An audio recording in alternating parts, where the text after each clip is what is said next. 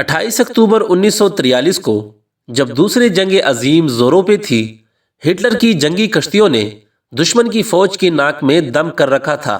جسے توڑنے کے لیے مشہور سائنسدان البرٹ آئنسٹائن کے ساتھ فیلاڈیلفیا میں ایک انتہائی خفیہ تجربہ کیا گیا،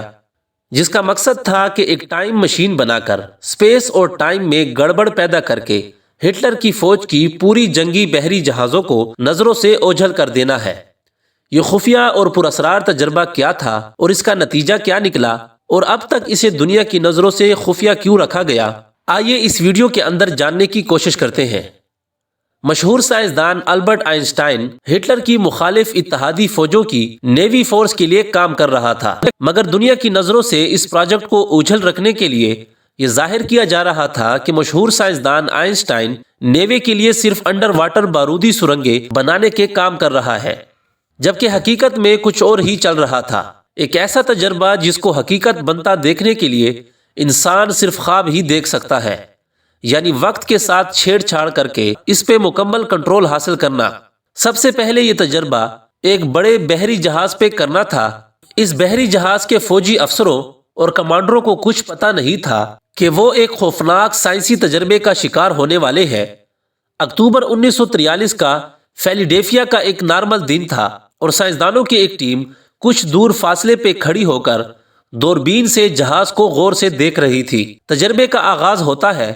اور جہاز کے چاروں طرف بڑی بڑی الیکٹرک مشینوں کے ذریعے مخصوص فریکوینسی پہ طاقتور مقناطیسی لہروں کو پھینکا جاتا ہے اور روشنی کی ایک بہت بڑی لہر نظر آتی ہے، اور اتنا بڑا جہاز جو کہ کچھ لمحے پہلے تک ان سب کی نظروں کے سامنے موجود تھا، اچانک نظروں کے سامنے سے غائب ہو جاتا ہے۔ اس تجربے سے جڑے تمام سائنسدان اپنی کامیابی پہ خوشی سے جھوم اٹھتے ہیں، لیکن ان کی یہ خوشی زیادہ دیر تک برقرار نہیں رہتی، کیونکہ یہ جہاز غائب تو کر دیا گیا تھا، لیکن اس جہاز کو واپس لانے کے لیے جو سائنسی پروٹوکول ترتیب دیا گیا تھا وہ کام نہیں کر رہا تھا۔ مگر اچانک 10 منٹ کے بعد جہاز خود بخود ایسے سامنے آ جاتا ہے کہ اس پہ موجود تمام انسانوں کی حالت انتہائی قابل رحم تھی۔ آدھے سے زیادہ لوگ تو جل چکے تھے، جبکہ کچھ ایسے تھے کہ وہ جہاز کے سٹیل کے اندر دفن تھے، اور بچے کچھ لوگ پاگل ہو چکے تھے۔ اس لیے اس پروجیکٹ کو ٹاپ سیکرٹ قرار دے کر اسے مکمل طور پہ بند کر دیا گیا،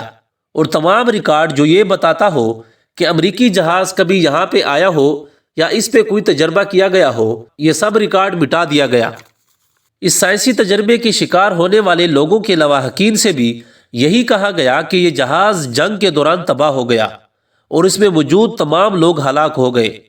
یہ راز ہمیشہ راز ہی رہتا، اور کسی کو بھی اس بات کی کانوں کان خبر نہ ہوتی اگر ان سائنٹسٹ کے اندر ایک شخص اپنی زبان نہ کھولتا، جس کا ایک انٹرویو کے اندر کہنا تھا کہ ہمارا مقصد دراصل جہاز کو نظروں سے اوجھل نہیں کرنا تھا، بلکہ در حقیقت مشہور سائنسدان آئنسٹائن طاقتور مقناطیسی لہروں کے ذریعے ٹائم اور اسپیس کے اندر زبردست بگاڑ پیدا کر کے ٹائم مشین بنانے کا تجربہ کر رہا تھا۔ اس تجربے کا عینی دوسرا شاہد ایک ملازم تھا جو اس تجربے کے دوران وہاں پہ موجود تھا۔ امریکہ میں آج تک اس واقعے پہ کوئی تحقیقی کمیشن قائم نہیں ہو سکا، اور یہ بھی پتہ نہ چل سکا کہ لوگوں سے اس حقیقت کو کیوں چھپایا گیا۔ لیکن آج اتنے سال گزرنے کے بعد اس تجربے کے وقت وہاں پہ موجود بہت سارے لوگ ہیں جو کہ ہوش اڑا دینے والے تفصیلات بتاتے ہیں، اور اگر آج آپ بھی گوگل پر اس واقعے کو سرچ کریں تو وہاں پہ آپ کو حیران کر دینے والا مواد ملے گا، اور اس واقعے پہ ہالی ووڈ نے ایک مووی بھی بنائی ہے۔ لیکن سوال یہ ہے کہ اگر آئنسٹائن واقعی اس ٹائم مشین کو بنانے کا تجربہ کر رہا تھا تو کیا واقعی ایسا ممکن بھی ہے؟ کیا سائنسی طور پہ ایسی کوئی مشین ایجاد کر لی جائے جس کے ذریعے ہم ماضی یا مستقبل میں جا کر ٹائم ٹریول کر کے اپنی مرضی سے سب کچھ کر سکتے ہیں؟ یعنی اگر ہم بوڑھے ہیں تو کیا ہم اپنی جوانی میں جا سکتے ہیں، اپنا بچپن دیکھ سکتے ہیں؟ آئنسٹائن کی ایک مشہور ایکویشن E=mc² کے مطابق اگر کوئی جسم روشنی کی رفتار کو حاصل کر لے تو اس کے لیے ٹائم رکنا شروع ہو جائے گا۔ آئنسٹائن کی اس بات سے لگتا ہے کہ شاید ٹائم ٹریول یعنی وقت میں آگے پیچھے کی طرف جانا ممکن ہے، لیکن ہم انسان دراصل اس دنیا میں رہتے ہوئے اپنے وزن یعنی مادی جسم ہونے کی وجہ سے بہت ہی محدود ہیں، اور روشنی کے آس پاس کی رفتار کو بھی حاصل نہیں کر سکتے۔ اسی لیے اس مقصد کو حاصل کرنے کے لیے ہمیں کوئی اور راستہ تلاش کرنا ہوگا۔ 1991 کے اندر امریکہ میں ہونے والی ایک سائنٹیفک ریسرچ میں کہا گیا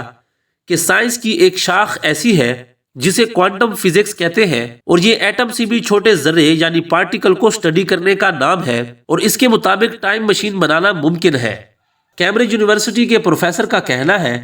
کہ اگر ہم ٹائم اور سپیس کے اندر ایک وارم ہول پیدا کر لیں، یعنی سپیس ٹائم میں ایک سرنگ بنا لیں، تو اس کے ذریعے ماضی یا مستقبل میں جانا ممکن ہے۔ اس بات کو آسان الفاظ میں یوں سمجھ لیں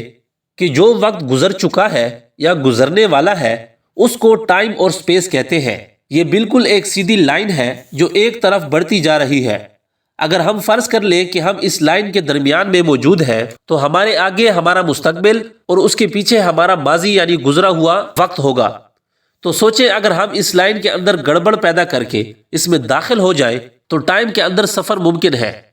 جبکہ وارم ہول ایک ایسی ٹنل ہے جو کہ ٹائم اور سپیس کے اندر مغناطیسی لہروں کے ذریعے گڑبڑ پیدا کر کے وجود میں آتی ہے۔